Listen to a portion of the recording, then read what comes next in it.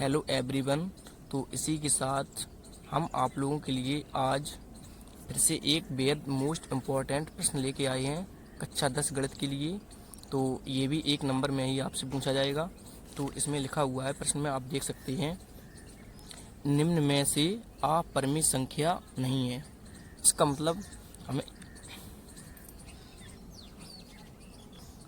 हमें ये 4 विकल्प दिए गए हैं और आपको बताना है कि इन 4 में से कौन सी एक अपरिमेय संख्या नहीं है। तो अपरिमेय संख्या क्या होती हैं? तो सबसे पहले अगर हम बात करें परिमेय संख्याओं की, किसकी? परिमेय संख्याओं की।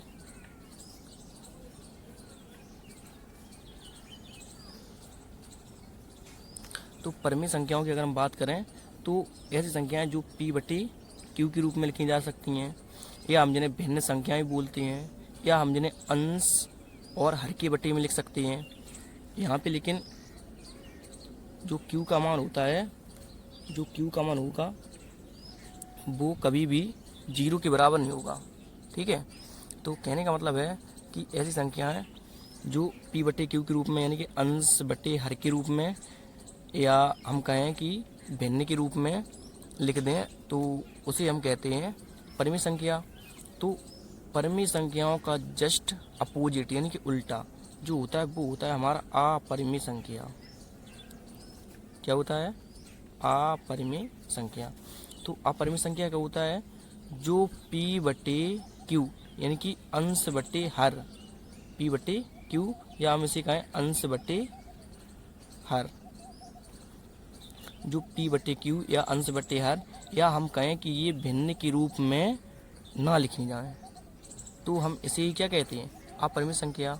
तो अब हम देखेंगे इन 4 विकल्प में हम किसी भिन्न के रूप में लिख सकते हैं, क्योंकि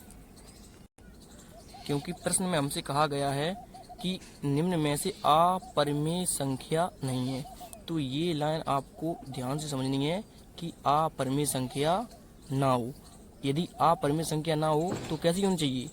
तो आप कहेंगे वो परिमेय संख्या होनी चाहिए। कैसी? परिमेय, मतलब अपरिमेय ना हो। अपरिमेय ना हो तो कैसी हो? जब अपरिमेय नहीं होनी चाहिए तो कैसी होगी? परिमेय संख्या होगी।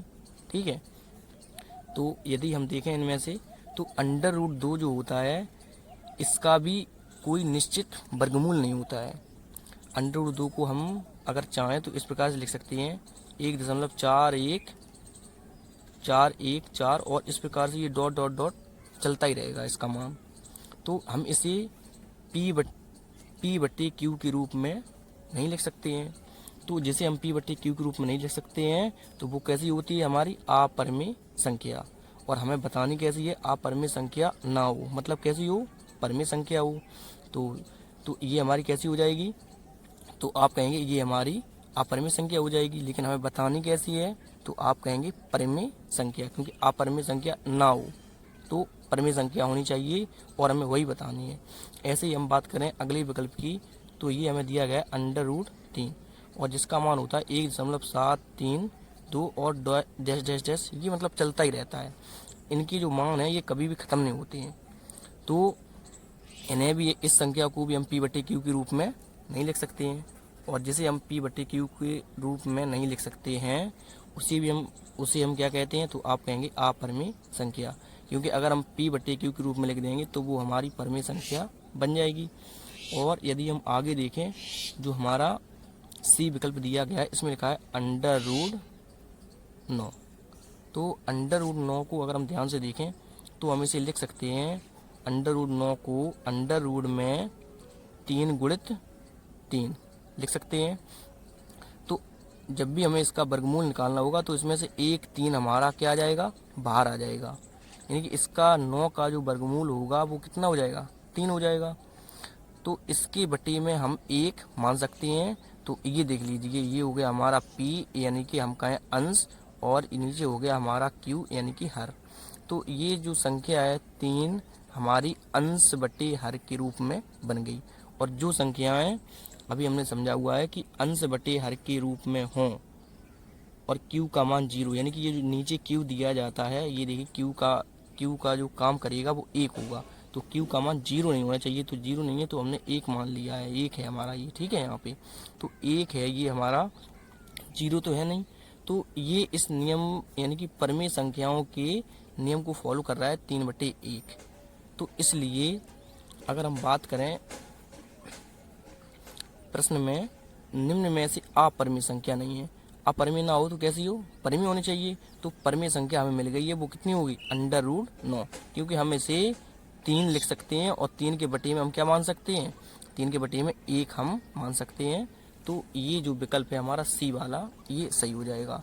और ऐसे ही अगर आगे बात करें √7 की, तो √7 को भी हम P/Q के रूप में नहीं लिख सकते हैं, ठीक है।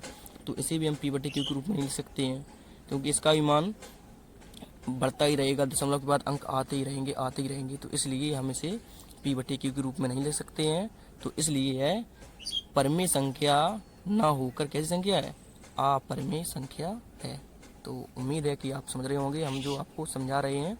तो ये भी हमारी अपरिमेय संख्या हो जाएगी। लेकिन हमें प्रश्न में कहा गया था कि आप बताइए अपरिमेय संख्या ना हो, और जब अपरिमेय संख्या ना हो तो वो कैसी होगी, परिमेय संख्या होगी। तो इसलिए हमने परिमेय संख्या का पता लगा लिया कि √9 जो है हम इसका वर्गमूल 3 लिख सकते हैं, और 3 के बटे में हम 1 मान सकते हैं। तो ये P/Q के रूप में बन जाएगी, और यही हमारी परिमेय संख्या हो जाएगी। अब परिमेय संख्या ना हो तो परिमेय संख्या होनी चाहिए थी, तो ये सी विकल्प आपका सही हो जाएगा, ठीक है।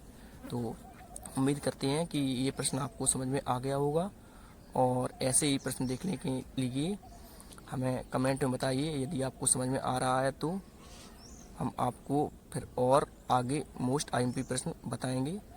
Thank you.